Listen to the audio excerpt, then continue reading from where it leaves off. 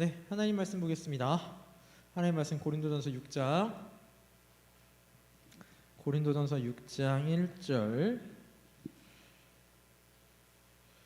고린도전서 6장 1절부터 11절까지 우리 한 절씩 교독하겠습니다. 여러분 성경 피십시오. 고린도전서 6장 1절로 11절입니다. 날이 더워서 그런가 다들 이렇게 얼굴 보면은 혼이 반쯤 빠진 얼굴들이에요. 정신 차려요, 여러분. 힘든 시간인 거 아는데 그 혼 다 빠져나가면 이제 천국 가는 거예요. 알았죠? 붙잡고 아직 갈 날 안 된 것 같으니까 다들 붙잡고 계십시오. 고린도전서 6장 1절부터 한 절씩 교독하겠습니다. 제가 먼저 읽을게요. 1절입니다. 너희 중에 누가 다른 이와 더불어 다툼이 있는데 구태여 불의한 자들 앞에서 고발하고 성도 앞에서 하지 아니하느냐.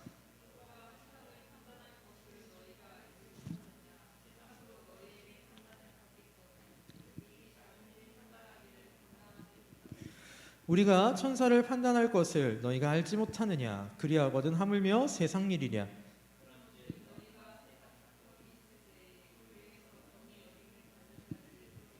내가 너희를 부끄럽게 하려 하여 이 말을 하노니 너희 가운데 그 형제 간의 일을 판단할 만한 지혜 있는 자가 이같이 하나도 없느냐.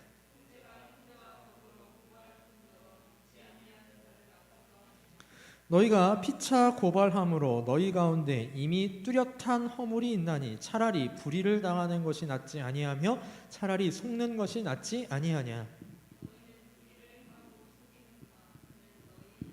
불의한 자가 하나님의 나라를 유업으로 받지 못할 줄을 알지 못하느냐. 미혹을 받지 말라. 음행하는 자나 우상 숭배하는 자나 간음하는 자나 탐색하는 자나 남색하는 자나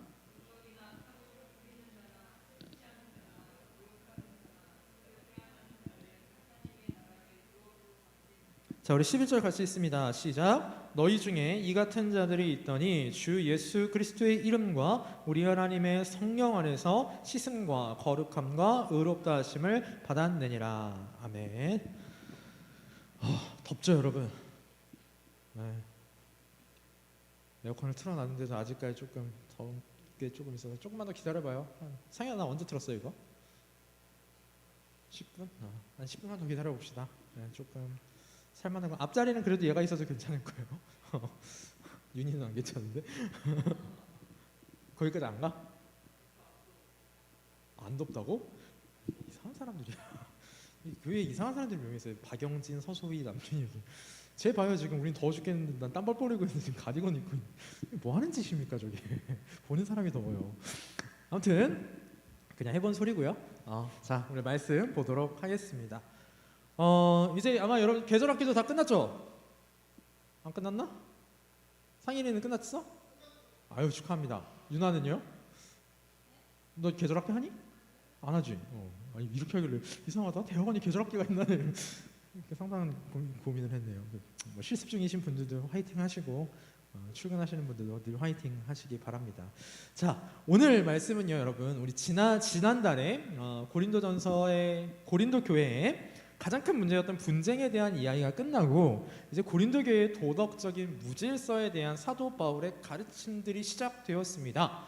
우리 지난달 고린도전서 5장을 통해서 함께 살펴봤던 내용은 무엇이었냐면요, 음행에 대한 문제였어요. 고린도 교회 안에 아주 심각한 음행의 문제가 들어가 있었거든요. 근데 그 음행의 문제를 고린도 교회가 교회답게 처리하지 못했습니다.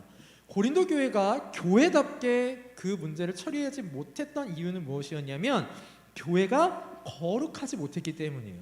세상과 구별되지 못했기 때문이었고 세상과는 다르게 깨끗하지 못했기 때문이었습니다.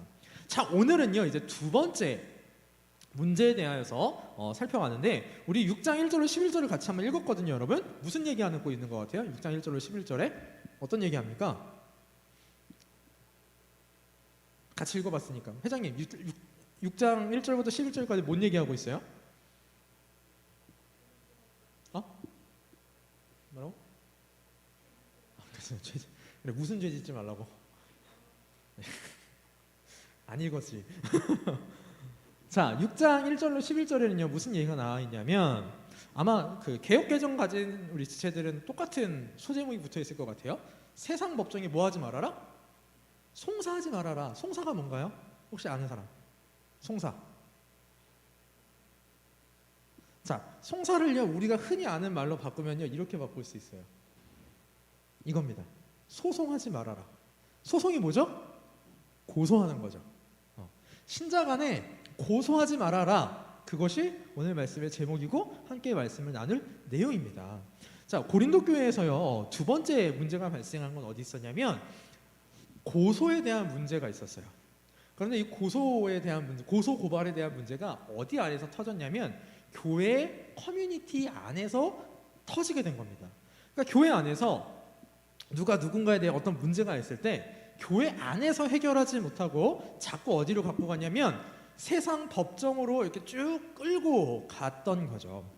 여러분 로마가요 우리 전 세계사에 있어서 굉장히 큰 영향력을 끼친 나라죠. 근데 그 중에서 또한 큰 영향력을 끼친 게 법입니다. 법. 로마법이요 거의 우리 서구 문명권 그리고 우리나라도 포함한 그런 문명권에 있어서 기초적인 법 체계가 됐어요. 로마법이.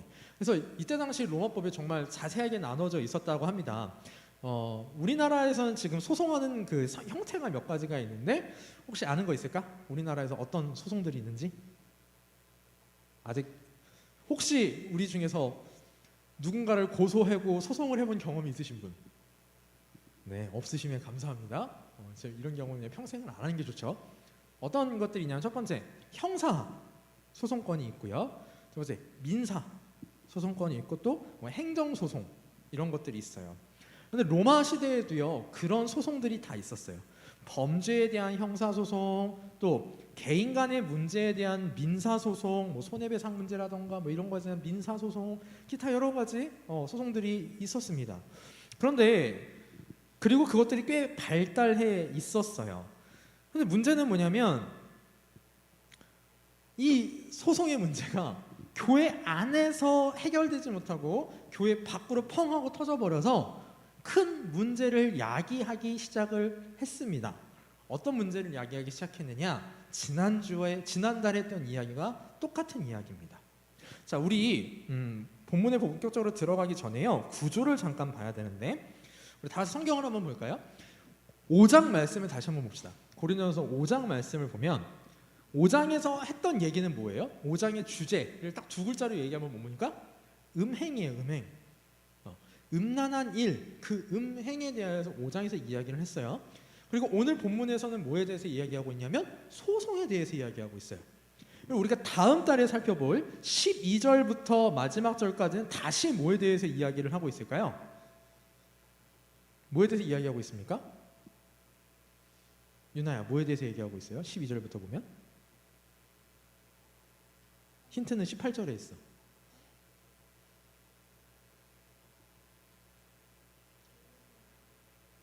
(12절부터) (20절에서) 뭐에 대한 이야기를 하고 있어요? 마지막으로 힌트는 18절에 있습니다. 음행 얘기하고 있어요. 자, 지금 구조가 어떻게 되고 있냐면 사도 바울이 음행에 대한 이야기를 했어요. 그리고 뒤이어서 소송에 대한 이야기를 오늘 하고 있어요. 그리고 또 이어서 음행에 대한 이야기로 마무리를 합니다. 자, 그럼 머릿속에 그려지죠? 음행, 소송, 음행. 그러면 음행과 소송이 같은 카테고리에 있는 겁니까? 아니면 다른 카테고리에 있는 겁니까? 같은 카테고리에 있는 거예요. 음행과 소송의 문제가 터진 이유는 뭐냐면요, 간단합니다. 교회가요 교회답지 못했기 때문이에요. 거룩하지 못했기 때문입니다. 자, 그러면 소송의 문제가 왜 교회답지 못한 일인가, 그 내용을 오늘 한번 보도록 하겠습니다. 자, 오늘 6장 1절 말씀을 보니까요 사도 바울이 또다시 고린도 교회를 강하게 책망을 하고 있는데 뭐라고 책망하냐면 너희 중에 누가 다른 이와 더불어 다툼이 있는데 구태여 불의한 자들 앞에서 고발하고 성도 앞에서 하지 아니하느냐라고 책망을 합니다. 자, 지금 고린도 교회에서 사람들 사이에 다툼이 조금 발생을 한 것 같아요. 1대1의 상황인지 아니면 1대1의 상황이 하나만 발생하는 건지 여러 건이 발생하는 건지 모르겠지만 어쨌거나 분쟁이 발생을 했어요. 다툼이 발생을 했습니다. 그런데 이 다툼의 문제가 그 안에서 해결이 되지 않고 어디까지 갈고 갔냐면 불의한 자들, 즉 예수 그리스도를 믿지 않는 사람들 앞에서 고발했다라는 거예요. 즉 법원으로 이 문제를 가지고 넘어갔다라는 겁니다. 근데 사도 바울이 이것에 대하여서 아주 강하게 책망을 하고 있어요. 그럼 이게 왜 책망받을 일일까요? 우리 청년부 안에서 누구를 싸움 붙여볼까?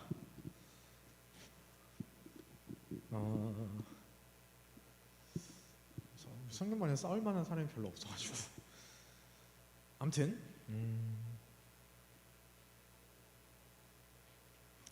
우리 제일 어린 게 햄이죠. 햄이 바로 위에가 지금 누구지? 지은이 없으니까 상현인가? 상현이 위에가 소인이? 자, 상현이랑 소희랑 다툼이 발생을 했어. 상현이가 소희한테 돈을 한 50만 원을 빌렸다 칩시다. 안 갚았어. 안 갚았어요. 자, 그 문제가 발생을 했어요. 그럼 어떻게 해야 될까요? 만약에 이런 분쟁이 발생을 했다면 교회 안에서 지혜롭게 해결하라라는 겁니다. 이거요. 근데 분명히 잘 생각해 보세요. 지금 상현이가 소희한테 50만 원을 빌려서 안 갚았어요. 그럼 이거를 법적으로는 뭘로 처벌할 수 있을까? 뭘로 처벌할 수 있을까요? 민사법으로 소송할 수 있어요. 얼마든지 가능해요. 근데 사도 바울은 굳이 그거를 하지 말라라는 겁니다. 그냥 교회 안에서 해결하라는 거예요. 왜 그러냐? 2절 말씀 우리 같이 한번 읽어볼까요? 2절 말씀입니다. 시작. 성도가 세상을 판단할 것을 너희가 알지 못하느냐? 세상도 너희에게 판단을 받겠거든 지극히 작은 일 판단하기를 감당하지 못하겠느냐? 자, 교회 안에서 문제가 발생했을 때 이 문제를 교회 밖으로 가지고 나가는 건 어떤 일이냐면 세상을 판단할 너희가 세상의 판단을 받는 위치가 된다라는 뜻입니다. 자, 이 말이 조금 이해가 안 가죠? 이 말이 무슨 뜻이냐면 모든 신자들은요 세상을 판단할 사람들이에요. 여기서 판단이라는 말은 재판, 판결이라고 해도 좋습니다. 세상을 판결할 사람들입니다. 언제요? 예수님이 다시 오셨을 때요. 그러니까 성도들은 세상에 있는 사람들과 아직까지는 그게 눈에 띄게 드러나진 않았지만 지위에 있어서 차이가 있는 자들이에요. 실제로 마태복음 19장 28절 말씀을 보면요 이런 말씀이 있습니다. 예수께서 이르시되 내가 진실로 너에게 이르노니 세상이 새롭게 되어 인자가 자기 영광의 보좌에 앉을 때에 나를 따르는 너희도 12보좌에 앉아 이스라엘 12지파를 심판하리라. 우리가요 예수님이 다시 오시면 예수님과 함께 이 세상을 심판하는 그 위치로 올라간다라는 겁니다. 그런데 우리가 세상을 심판할 사람들이 세상의 심판을 받는다? 이게 쉽게 말하면 이거예요. 아까 우리 그냥 예를 들었으니까 오늘은 상현이랑 소희로 계속 예를 들겠습니다. 상현이랑 소희랑 무슨 문제로 싸웠어요. 무슨 문제로 싸워가지고 제가 두 사람을 불러서 이야기를 듣고 해결을 해줬어요. 가능하죠. 자연스러운 그림이죠. 근데 저랑 우리 담임 목사님이랑 싸웠어요. 저랑 우리 담임 목사님이랑 싸웠는데 상현이를 불러서 해결을 해달라 그래. 이 그림은 뭔가 좀 이상하지 않아요? 그죠? 지금 사도 바울이 말하는 그림이 제가 후자에서 말하는 그림입니다. 판단할 수 있어야 되는 사람이 판단 받으러 들어가는 느낌이에요. 그런데 이 문제가 단순히 여기서 끝나지 않습니다. 성도는 얼마나 더 대단한 존재냐면 우리 3절 말씀을 보면 조금 아리송한 말씀이 있는데 우리가 천사를 판단할 것을 너희가 알지 못하느냐? 그리하거든 하물며 세상 일이랴 라고 말씀합니다. 여러분 우리가 누구도 판단한대요? 천사도 판단한대요. 그런데 여기서 천사는요 여러분이 아는 천사들 가브리엘, 미가엘 이런 천사들이 있을 겁니다. 그 천사들을 뜻하는 게 아니고요. 하나님을 배반하고 떠난 천사들을 우리가 마지막 날에 하나님이 심판하실 때 같이 심판한다라는 뜻입니다. 그러니까 성도는 예수 그리스도를 믿지 않는 사람들보다 판단의 그 기준, 판단할 수 있는 그 위치가요 어마어마하게 높은 위치에 있는 거죠. 유다서 1장 6절 말씀을 보면 이렇게 말씀을 해요. 또 자기 지위를 지키지 아니하고 자기 처소를 떠난 천사들을 큰 날의 심판까지 영원한 결박으로 흑암에 가두셨다. 하나님께서 자기 처소를 떠난 천사들, 즉 마귀와 그의 무리들을 심판하시는데 그 심판에 우리도 동참한다라고 사도 바울이 이야기를 하고 있습니다. 여러분, 우리가요 영적인 존재들인 천사들까지 심판한다면 우리 안에서 일어나는 일 정도는 우리 안에서 소화할 수 있어야 되지 않겠느냐라는 사도 바울의 이야기입니다. 그런데 지금 고린도 교회는요, 그걸 못했어요. 왜 못했느냐? 5절 말씀을 다시 보죠. 5절 제가 읽을게요. 내가 너희를 부끄럽게 하려 하여 이 말을 하노니 너희 가운데 그 형제 간의 일을 판단할 만한 지혜 있는 자가 이같이 하나도 없느냐, 이렇게 책망을 합니다. 자, 지금 조금 제가 우리 있는 말로 바꿔볼게요. 내가 너희를 창피하게 하려고, 망신 주려고 이 말을 한다. 형제 간의 일을 판단할 만한 지혜로운 사람이 진짜 없어? 네, 이렇게 물어보고 있는 거예요. 교회 안에는요, 참 여러 사람들이 모여 있습니다. 그리고요, 교회의 지혜는 세상의 지혜와는 조금 뉘앙스가 달라요. 어떤 면에서 보면 세상의 지혜보다 조금 더 높은 지혜이죠. 그 지혜의 절정이 뭐냐면 십자가의 지혜입니다. 신자는요, 불신자가 모르는 것도 알고 있는 지혜로운 사람들이란 말이에요. 그렇다면 세상에서 처리되는 문제 정도는 교회 안에서 얼마든지 처리가 가능한 게 정상입니다. 그런데 고린도 교회 사람들은요, 그걸 세상 밖으로 가지고 나갔어요. 게다가 고린도 교회는 문제가 뭐냐면 그들 스스로 나는 지혜롭다라고 생각한 사람들이 많이 있었다라는 겁니다. 왜 그러냐? 우리 앞으로 넘어가 봅시다. 1장 가볼까요? 1장, 고린도전서 1장 5절 말씀 같이 한번 읽어봅시다. 고린도전서 1장 5절.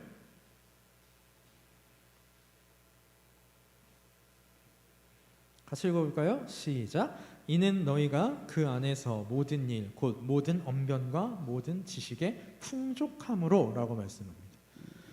고린도 교회는요, 지식이 풍족했어요. 우리로 따지면 교리 공부를 정말 많이 했어. 성경도 많이 알았어. 그래서 논리적으로, 수사학적으로 아주 장황하게 이 하나님에 대하여서 설명할 수 있었는데 뭐가 없냐면 진짜 지혜가 없었던 거예요. 여러분, 지식과 지혜는 다릅니다. 지식과 지혜는 달라요. 지식은 내가 배운 거지만 지혜는 내가 그걸 실생활에 적용할 수 있어야 하거든요.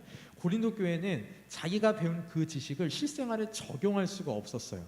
그래서 자기들이 이미 많이 알고 있다고 생각했지만 그걸 가지고 세상 밖으로 나갔습니다. 그랬더니 사도 바울이 뭐라 그러냐면, 야, 니들 그렇게 지혜로운 척하더니 진짜 지혜로운 사람은 하나도 없네 라고 책망하고 있는 거예요.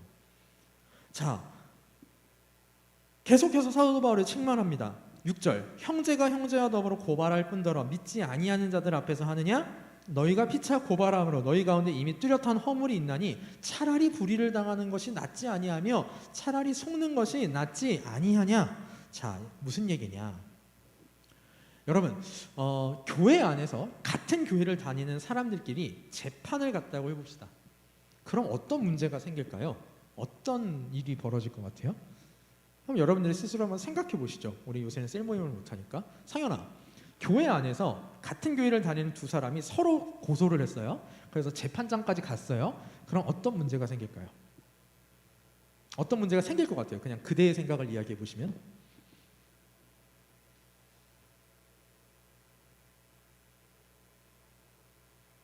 좀 넘겨볼까요? 상일아, 교회 안에서 두 사람이 서로 고소 고발을 했어요. 그래서 법원까지 갔어요. 그러면 어떤 문제가 발생할 것 같아요?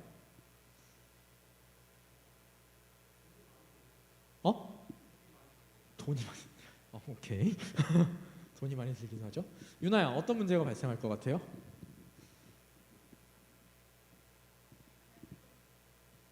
응?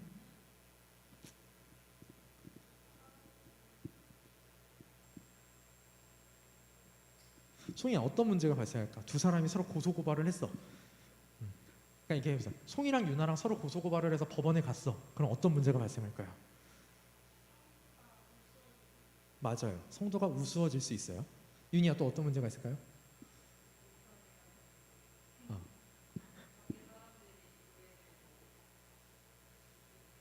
맞아요. 교회가 가벼워질 수 있습니다. 하은아, 어떤 문제가 발생을 할까요? 그렇죠. 교회 안에서 서로가 보기 껄끄러워질 겁니다. 자, 혜민이 신입생 특권 패스. 소희야, 마지막으로 어떤 문제가 발생을 할까요?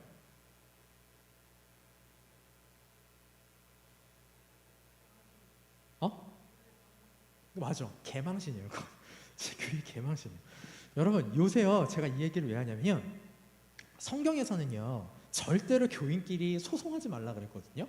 이거는요 되게 중요해요. 우리 교단이 생기게 된 이유가 이 말씀 때문에 생기게 됐어요.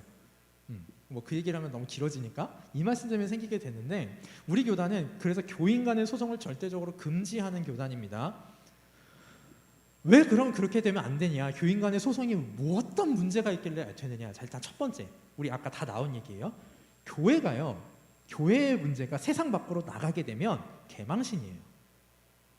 쉽게 이렇게 생각하면 돼. 하은이랑 송이랑 집에서 대판 싸웠어. 진짜 사소한 문제 갖다 나 싸웠어. 그럼 그 얘기는 어디서 끝나야 되는 거예요? 집에서 끝나야 되는 거예요. 그게 집에서 끝나지 않고 우리 청년부까지 나와가지고 계속 이런 얘기를 하는 거야. 얘기가 돌잖아요. 그럼 서로, 송이랑 하은이는 서로가 서로의 얼굴에 뭐 하는 것밖에 안 돼요? 먹칠하는 것밖에 안 돼요. 예를 들어서 또 우리 청년부 안에서 어떤 문제가 발생을 했어요. 그럼 청년부 안에서 해결해야지. 이게 밖으로 나가면 우리 청년부만 우스워지는 거예요. 똑같아요. 교회 안에서 교인들끼리의 문제가 발생했는데 이게 세상 법정으로 간다? 그러면 세상에서 교회가 우스워져요. 그럼 교회가 우스워지면 교회가 우스워지느냐? 아니요. 가장 큰 문제가 생겨요. 하나님의 영광이 가려져요. 하나님을 믿는 사람들이라고 하는데 진짜 별거 없네. 진짜 수준 참 한심하네. 이게 됩니다. 세 번째, 어떤 문제가 생기냐면요, 전도의 문이 막혀요. 보세요. 신자 간에 소송을 했어요. 근데 판사가 하나님을 모르는 사람이야. 예수님 안 믿는 사람이야. 그 사람은 평생 전도 받을까요? 못 받을걸요? 게다가 이 문제가 이슈화돼서 세간에 알려졌다? 와, 이거는 대박인 거지. 이거는 정말 어마어마하게 하나님의 영광을 가리는 일이죠. 근데 여러분, 이런 일들이요 왕왕 일어나요. 요새요 변호사들을 먹여 살리는 게 교회래요. 교회에서요 담임 목사님하고 장로님 간에 소송하고요, 집사님하고 집사님 간에 소송하고요, 이 교단하고 이 교단하고 소송하고요. 장난이 아니래요. 정말. 교회 안에서 소송이 많이 일어나는 거는 무슨 문제냐? 교회가 교회답지 못하다는 증거가 됩니다. 만약에 나중에 여러분들께서 우리 성탄국교회를 떠나 다른 교회를 갔는데 그 교회 안에 소송이 빗발친다, 그러면 뒤도 돌아보면 그 교회를 떠나셔야 됩니다. 거기는 교회답지 않은 교회예요. 자, 그런데 이 문제가 비단 교회 밖에만 문제가 되느냐? 아니에요. 아까 누가 얘기했는데 신자 간에 서로 소송을 하잖아요. 그럼 무슨 문제가 생기냐면 서로 껄끄러워지겠죠. 껄끄러워지면 다행일 겁니다. 교회가 하나 되는 게 깨질 거예요. 교회가 하나 되는 게 깨질 거예요. 단적인 예를 들어볼게요. 우리 청년부는 형제자매가 많아 참 예를 들기 편한데, 상일이랑 상현이가 나중에 가서 한 50년 지나서 이제 유산을 상속받아. 근데 그 유산을 놓고 상일이랑 상현이랑 서로 소송이 붙은 거야. 그럼 평생 보고 살까요? 안 보고 살걸요? 가족끼리도요 소송 붙으면 안 보고 살아요. 철천지 원수가 돼요. 교회 안에서도 마찬가지예요. 그런데 교회는요 여러분 어떤 존재냐면, 교회는 예수 그리스도를 머리로 하는 한 몸이라고 우리는 지금 고린도전서를 통해서 배우고 있어요. 즉 성도 간에 서로 소송을 하게 되면 그 한 몸 된 공동체를 깨뜨리는 일입니다. 그래서 플루머라는 신학자는 이렇게 얘기했대요. 형제 간의 소송을 제기하는 것은 그리스도교 공동체의 연대감을 파괴하는 자살행위다, 이렇게 얘기했습니다. 그러면 어떻게 해야 되느냐? 교회 안에서는요 그런 문제들을 해결할 수 있는 제도적인 장치들이 마련되어 있어요. 그거를 권징이라고 표현을 합니다. 그래서 교회 안에서 이렇게 문제가 발생을 하면 권징을 통해서 처리할 수 있어요. 또 교회 안에서 서로 타협하고, 타협이라는 건 나쁜 의미의 타협이 아니에요. 서로 이렇게 중재하고 충분히 할 수 있다라는 겁니다.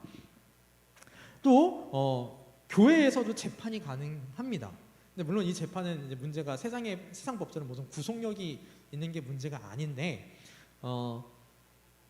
교회 안에서 서로 재판하고, 교회에서 재판하고 노회에서 재판하고 더 위에 총회에서 이렇게 재판하는 식으로 할 수 있거든요. 그런 것들이 다 있기 때문에 교회 안에서 발생한 문제는 교회 안에서 해결해야 돼요. 특별히 어떤 문제들이 대표적인 그런 문제들이 있냐면 어느 한 교회가 그 교단을 탈퇴합니다. 탈퇴하는데 그 교회 건물을 누구의 소유로 할 거냐, 이런 것들 때문에 요새 재판이 참 많이 붙어요.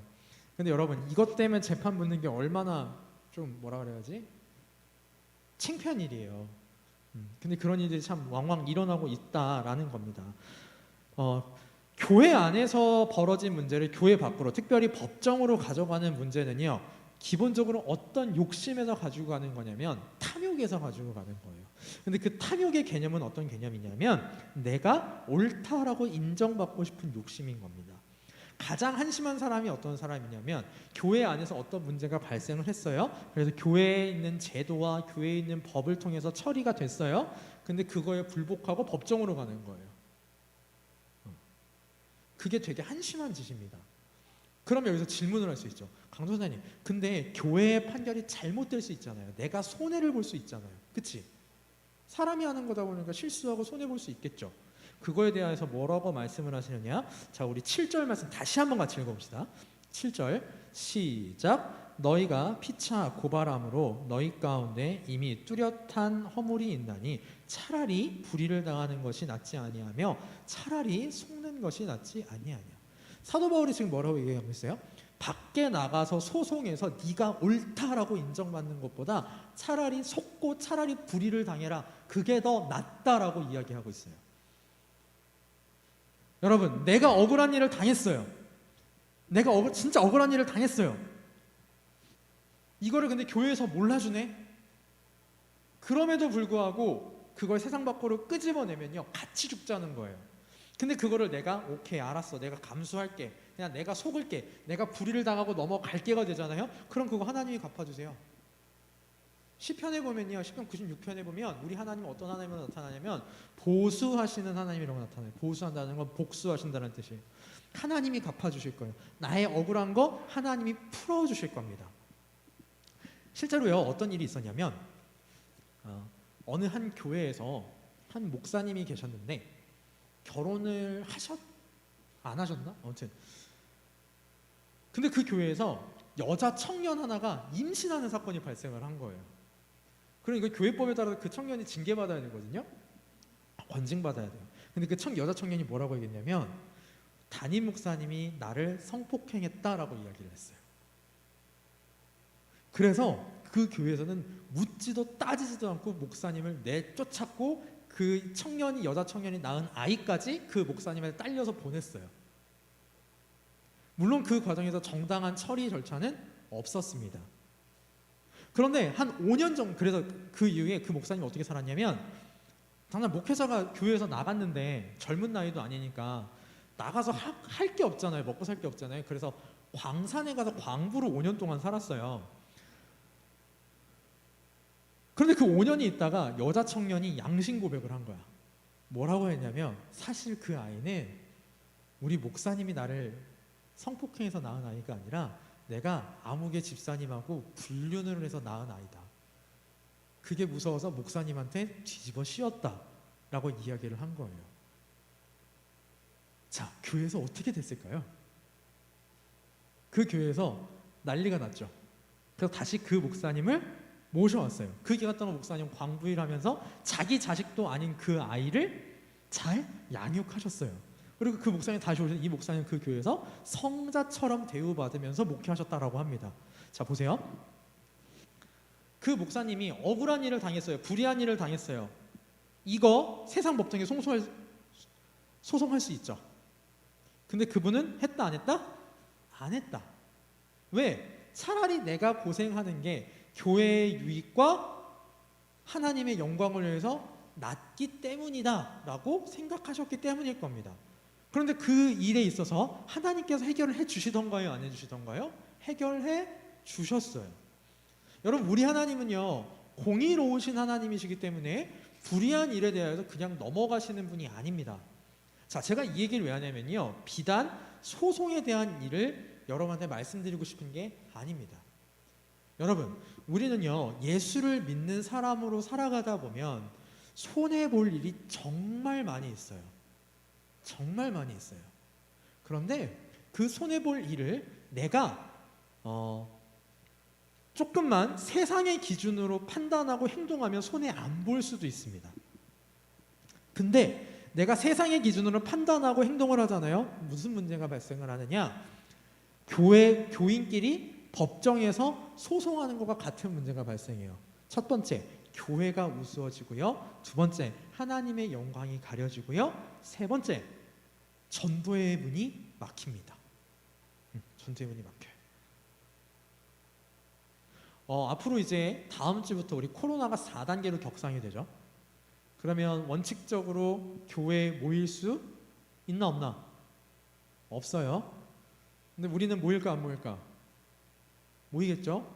자, 그래서 여러분들이 학교나 직장에 가서 교회에 갔다라는 그 사실 때문에 손가락질 받을 수 있고 욕먹을 수도 있어요. 이미 그런 경험을 한 지체들도 있을 거예요. 자, 그러면 거기서 내가 들이받을 수 있겠죠. 이건 정부에서 잘못하는 일이고 우리 교회는 모든 방역 수칙을 잘하고 있는데 니들이 뭔 상관이야. 들이받을 수 있겠죠. 난 억울한 일 당했잖아요. 들이받을 수 있잖아요. 그건 어떻게 보면 정당한 거잖아요. 근데 그렇게 하면 무슨 문제가 생길까요? 내가 들이받아 버리면 교회가 욕을 먹어요. 하나님의 영광이 가려져요. 교회가 거룩한 곳이 아니라 그냥 세상과 똑같은 곳이 되는 거고, 나라는 신자는 뭔가 좀 구별된 사람이 아니라 그냥 세상 사람들과 똑같은 사람이 되는 거예요. 욕을 하면 그 욕을 먹으면서 그냥 원론적인 얘기로 아니 우리 교회는 하기 때문에 괜찮다고 저는 생각해요 라고 이야기하고 넘어간다면 별 큰 문제 없을 겁니다. 물론 억울한 일을 당할 수 있어요. 화날 수 있어요. 그런데 그걸 차라리 감수하라라는 겁니다. 그게 오늘 사도 바울이 우리에게 주는, 하나님 말씀을 통하여 우리에게 주시는 교훈이에요. 사랑하는 성도 여러분, 오늘 이 말씀 꼭 기억하셨으면 좋겠어요. 차라리 불의를 당하고 차라리 속는 게 더 낫다라는 겁니다. 신자의 삶에서는요.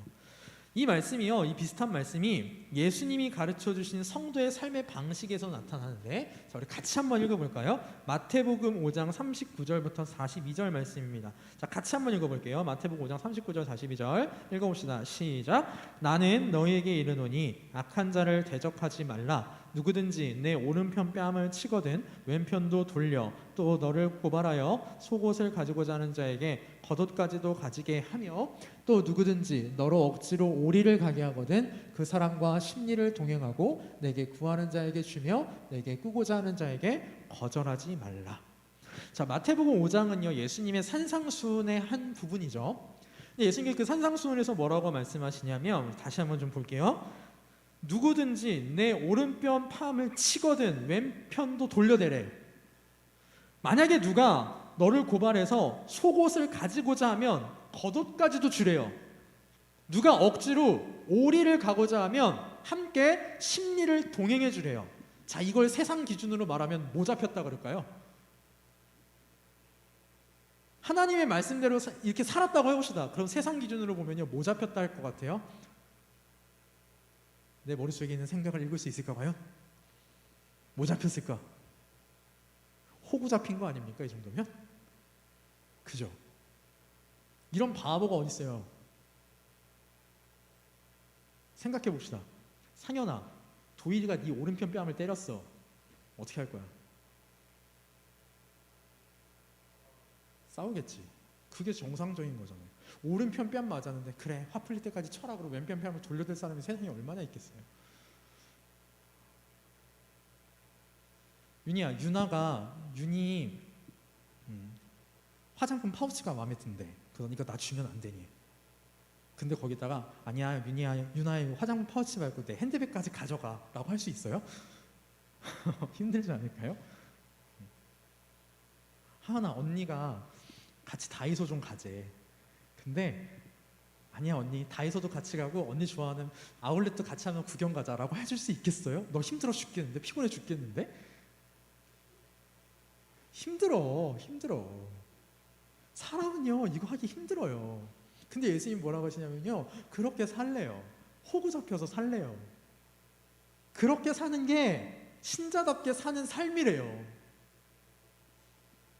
오늘 본문에서 고린도 교회 교인들이 서로 소송하면서 세상 법정까지 간 이유는 뭐예요? 뭐 보기 싫다라는 거예요. 나 손해 보기 싫다라는 거예요. 나 억울하기 싫다라는 거예요.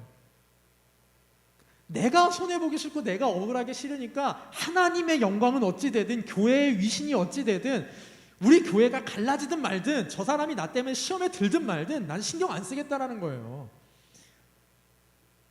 이게 교회인가요, 여러분? 아니에요.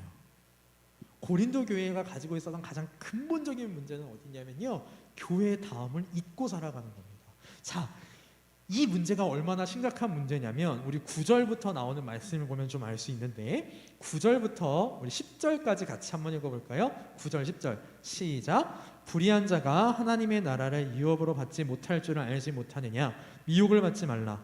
음행하는 자나 우상 숭배하는 자나 간음하는 자나 탐색하는 자나 남색하는 자나 도적이나 탐욕을 부리는 자나 술 취하는 자나 모욕하는 자나 속여 빼앗는 자들은 하나님의 나라를 유업으로 받지 못하리라 라고 말씀합니다. 자, 조금 어색한 단어들이 있어서 제가 이제 현대어로 좀 해석을 하도록 하겠습니다. 음행하는 자가 나와 있어요. 그래서 음행한다는 이 뜻은요, 일반적인 모든 음행을 말해요. 일반적인 모든 성적인 범죄를 말해요. 또 그 다음에 우상 숭배가 나왔습니다. 근데 여러분 9절에 있는 그 죄들을 쭉 보면요, 다 뭐에 관련된 죄들이에요?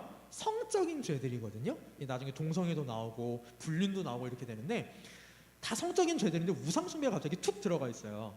우상 숭배가 이 성적인 죄에 들어가 있는 이유가 뭐였냐면, 이때 당시에 로마 사회에서, 로마 그리스 사회에서 우상 숭배를 하게 되면 필연적으로 뭐랑 연결이 되냐면 여사제와의 공식적인 매춘하고 연결이 돼요. 그렇기 때문에 여기서 이 우상 숭배 자체도 음행의 한 형태입니다.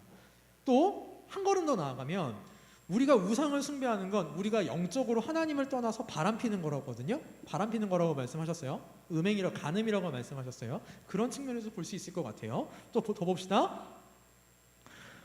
간음한다. 간음이라는 말은 쉽게 바꾸면 이렇게 바꿔 있어요. 불륜. 불륜. 또 탐색한다. 가져요. 탐색이 뭘까? 탐색. 서치하는 걸까요? 아니요. 탐색하고 남색은요, 두 개가 같은 의미예요. 동성애에 관련된 의미입니다. 그런데 탐색은요, 뭐라고 생각하면 되냐면 동성애에서 수동적인 역할을 하는 사람. 지금 우리 청년분이가 그냥 직설적으로 얘기할게요. 동성애를 하는데 여자 역할하는 사람. 뭔 말인지 이해돼요? 남색은 뭘까요? 반대예요. 동성애를 하는데 남자의 역할을 하는 사람. 성관계 맺을 때. 이런 죄들이란 말이에요. 자, 이런 진짜 입에 담기도 민망한, 입에 담기도 더러운 이런 죄들이랑 뭐가 동급인 거냐면 소송하는 게 동급이라는 거예요. 형제간에. 교회 안에서 신자 간에 소송하는 게 이게 동급이라는 거예요. 뿐만 아니에요. 10절 가겠습니다. 도적이 나왔어요. 도적. 자, 이 도적은 뭐냐면 말 그대로 그냥 좀도둑인 거예요. 좀도둑. 탐욕을 부린다. 이거는요, 내 욕심에 따라서 이웃의 것은 다 탐내는 거예요. 저것도 갖고 싶고, 이것도 갖고 싶고, 이것도 갖고, 이것도 갖고 싶고. 또 술 취하는 자, 술로 인해서 이웃한테 해를 끼치는 사람, 주사 부리는 사람, 주사 심한 사람들 있잖아요. 주사 부라고 다른 사람들 피해 끼치는 사람, 막 고성방가하고 막 이런 사람들. 또 뭐 여러분들 뭐 친구들하고 술자리에 뭐 참여할 수는 있으니까 술자리 참여하다 보면 진짜 진상 같은 것들 하나씩 꼭 있거든요. 네, 그런 사람들. 또 모욕하는 자, 모욕하는 건 남을 비방하는 겁니다. 비방 잘하는 사람. 토색하는 자, 이 토색하는 자가 조금 어려운 말인데, 우리 개역 개정에서는 속여 빼앗는 자라고 나왔어요. 속여 빼앗다, 이거 말은 무슨 뜻이냐면 사기꾼. 아니면 우리 구약 성경에 나와 있는 아합 왕이 나봇의 포도원을 빼앗는 것처럼 내 권력형 비리, 뭐 이런 것들, 이란 말이에요. 자, 이런 것들이랑 뭐가 동급이냐면 형제간에 소송하는 게 동급이에요. 왜? 거룩하지 못하기 때문입니다. 이 모든 것들이 다 한마디로 뭐라고 정의할 수 있냐면 9절 처음에 보면 불의라고 정의할 수 있어요. 사랑하는 청년부 여러분, 우리 삶에서요, 우리는 불의를 제거해야 됩니다. 빼야 돼요. 싹 빼야 돼요. 왜 그러냐면 이런 삶을 살잖아요. 그러면 뭘 받지 못하냐면 하나님의 나라를 받지 못해요. 마지막 11절 말씀을 보니까 이렇게 말씀합니다. 너희 중에 이와 같은 자들이 있더니 주 예수 그리스도의 이름과 우리 하나님의 성령 안에서 씻음과 거룩함과 의롭다 하심을 받았느니라. 자, 9절 10절에 있는 이런 삶을요, 고린도 교회 사람들이 살았던 사람들이 있어요. 진짜로 실제로 음행했던 사람도 있고 동성애했던 사람도 있어요. 좀도둑질했던 사람도 있고요, 사기꾼도 있었어요. 그런데 그 사람들이 예수 그리스도를 믿음으로 바뀌었단 말이에요. 바뀌었으면 이 모든 것들이 끊어져야 됩니다. 자, 우리 어제 많이 들어오시지는 못했는데 청년부 성경 공부 시간에 뭐 배웠죠? 뭐 했죠? 상현아 뭐 했죠 어제? 칭의했어요. 칭의. 의롭다 칭함받는다. 근데 제가 결론에서 뭐라 그랬냐면 의롭다 칭함받은 사람은 뭐가 바뀐다 그랬어요. 반드시 삶이 바뀐다 그랬어요. 자, 솔직하게 얘기해 볼까요? 솔직하게. 자, 술 취하는 사람은 하나님의 나라를 유업으로 받지 못한다 그랬어요. 살면서 단 한 번이라도 술 취해 본 적 있는 사람? 내가 아는 사람 몇 명 있는데 하나님 나라 유업으로 못 받으시겠네요? 그래요? 그 뜻이에요? 아니에요. 아니에요. 살면서 한 번도 음행죄를 안 지어본 사람, 하나님 나라 유업으로 받을 사람은 우리 청년부 안에는 없네요. 그런 뜻입니까? 아닙니다. 우리 아까 10절 말씀, 11절 말씀 잘 보세요. 이와 같은 자들이 있더니, 있었다, 과거에 있었다라는 뜻이에요. 근데 지금은 아니라는 거거든요. 여러분, 신자는 과거에 무슨 죄를 지었던 상관이 없어요. 그리고 그 죄를 지금도 지을 수 있어요. 지금도 지을 수 있어요. 그런데 관건은 뭐냐면 그 죄를 짓고 나서 어떻게 반응하느냐가 관건입니다. 그 죄를 지었는데 내 양심에 아무런 가책이 없어요. 음행죄를 지었는데 내 양심에 아무런 가책이 없어. 회개하고 싶은 마음도 안 들어. 그럼 죄송하지만 그분은 하나님의 나라를 유업으로 받을 수 없습니다. 불의하신 분입니다. 11절 마지막에 보면 이렇게 말씀하죠. 우리 하나님의 주 예수 그리스도의 이름과 우리 하나님의 성령 안에서 씻음과 거룩함과, 우리 어제 했던 거 의롭다 하심을 얻었다라고 했는데 그거 못 받았다는 뜻입니다. 형제 간의 소송을요, 밥 먹듯이 해요. 진짜 단언할 수 있어요. 구원받은 사람 아니에요. 단언할 수 있어요. 교회 안에서 다른 사람과 계속해서 분쟁을 일으켜요. 단언할게요. 제가 구원 못 받아요. 구원 못 받아요. 그게 어떻게 구원받아요? 교회를 파괴하는 건데, 교회를 파괴하는 행동은 누가 하는 건데? 마귀가 하는 건데. 그렇잖아요.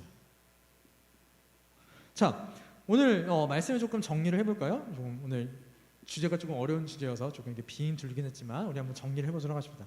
자, 지금 오늘 본문에서 사도 바울이요, 고린도 교회 안에서 신자간에, 우리 여기 보면요 형제간이라는 표현이 나오거든요. 5절과 6절을 보면 형제라는 표현이 나와요. 믿는 형제간에 소송하는 일에 대해서 아주 강하게 엄하게 책망하고 있어요. 왜 그러냐면 그 형제간의 소송은 곧 불의한 일, 하나님의 나라를 유업으로 받지 못할 만큼 악한 일이기 때문에 그렇습니다. 왜? 첫 번째, 교회의 망신이에요. 두 번째, 하나님의 영광을 가려요. 세 번째, 전도의 문을 막아요. 네 번째, 교회를 파괴시켜요. 그런 일이란 말이에요. 자, 근데 뭐 우리 안에서 소송할 일이 없었으면 좋겠죠. 그러면 소송 안 하니까 우리는 끝? 아니라는 거예요.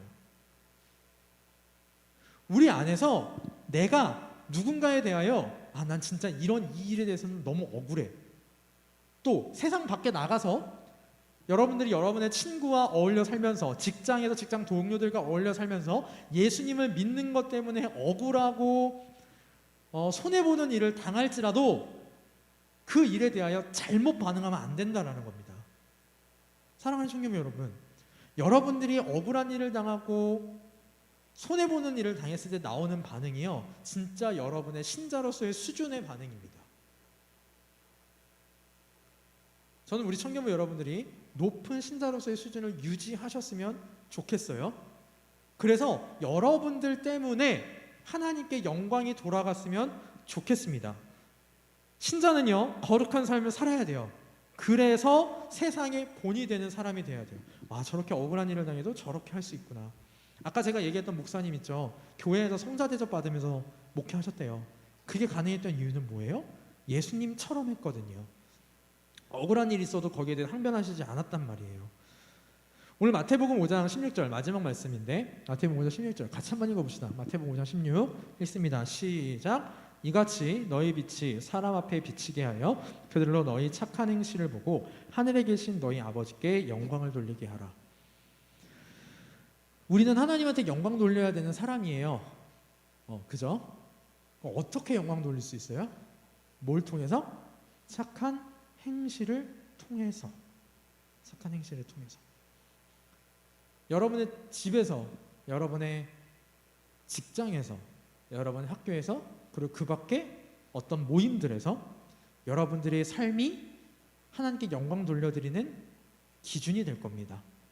그러기 위해서는 오늘 이 소송에 대한 교훈을 하면서 손해보듯이 사는 거 괜찮아요. 인생 손해보듯이 사는 거 꼭 그렇게 나쁜 것만은 아닙니다. 특별히 하나님 앞에서는 더 그렇고요. 또 일반적인 삶 속에서도 그래요. 분명히 그 중에서 누군가는요, 진짜 나를 호구 잡으려고 할 거예요. 진짜로. 그러나 그 중에서 누군가는 나를 인정해 주는 사람도 반드시 존재한다라는 사실. 그리고 무엇보다 우리의 아버지 하나님께서는 공의로우신 분이시기에 그 모든 것들을 하나님께서 갚아 주실 거다라는 사실 꼭 기억하셨으면 좋겠습니다. 자, 우리 잠깐 통성으로 기도하죠. 하나님, 내 삶 가운데서 억울한 일, 손해볼 일 만날 겁니다. 그런데 그때 고린도 교회 사람들처럼 내가 잘남을 나타내 보이지 않고 오히려 교회와 하나님을 생각하고 그 일을 지혜롭게 처리해 나가는 우리들 되게 해주세요. 이 시간 잠깐 함께 기도하겠습니다.